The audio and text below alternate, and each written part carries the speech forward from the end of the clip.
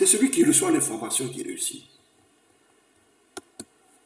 Tu ne peux pas aspirer aux grandes choses sans que tu n'aies d'interdit.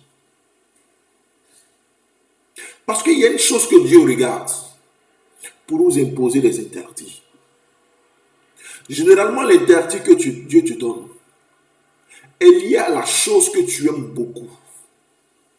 L'interdit que Dieu te donne est lié à la chose à laquelle tu es beaucoup attaché.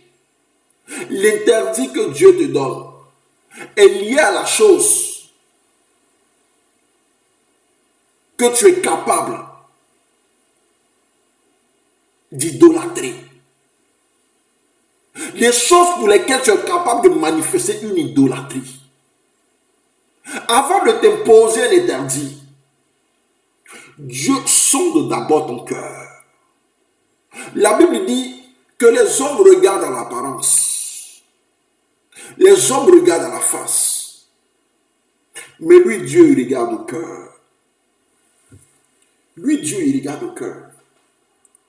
C'est ton cœur que lui, Dieu, il regarde.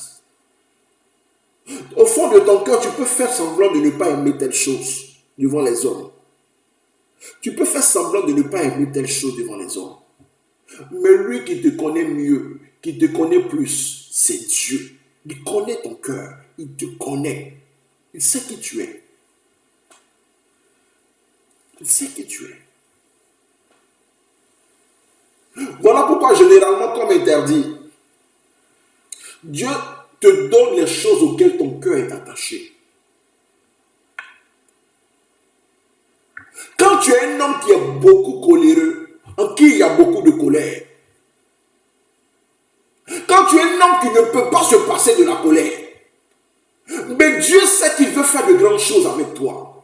Mais parce qu'il veut faire de grandes choses avec toi, la colère que tu as en toi, la capacité de te déconnecter de ces grandes choses-là, ou de te faire échouer dans la marche, dans ces grandes choses que lui il met au-devant de toi. Qu'est-ce que Dieu fait? Dieu te pose cela interdit.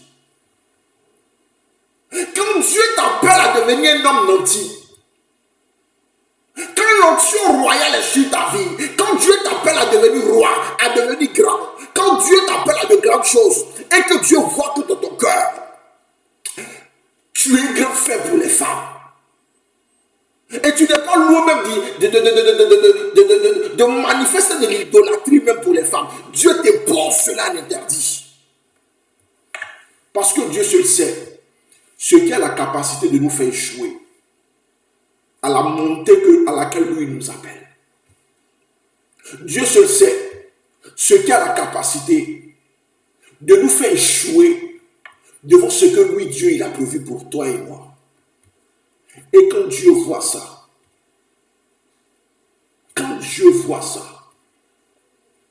dis quand Dieu voit ça, Dieu t'impose cela en interdit.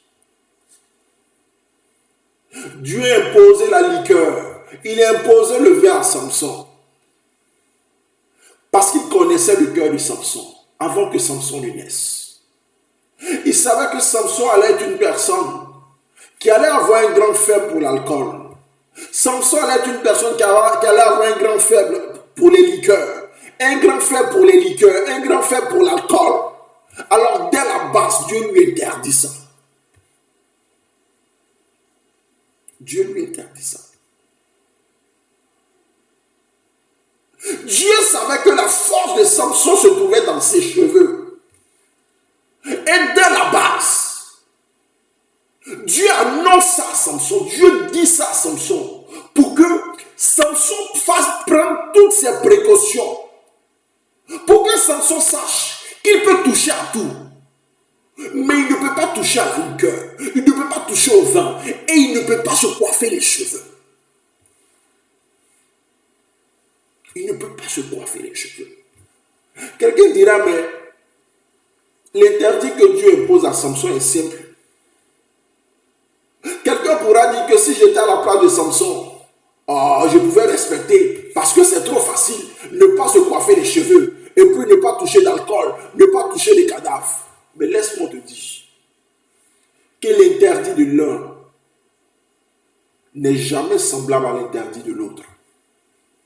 Dieu regarde d'abord ton cœur, ce que tu aimes. Ce que tu aimes. Samson ne devait pas toucher au cadavre. Mais le fait que Samson boive de l'alcool, le fait que Samson boive la liqueur, a amené Samson à toucher au cadavre. À cause d'une femme, à cause de l'immoralité sexuelle, à cause de la désobéissance à Dieu, qui ne voulait pas que Samson, qui ne voulait pas que les membres du peuple d'Israël aient pour femme, aient pour épouse les peuples étrangers, de peur qu'ils se corrompent. Samson a cassé cette loi-là. Et voilà ce que Samson est devenu. Il n'a plus achevé sa mission. Samson a gagné des batailles.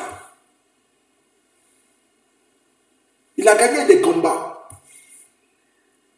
Mais Samson n'est pas parvenu à gagner la guerre. Or, le plus important dans une destinée, le plus important dans une vie,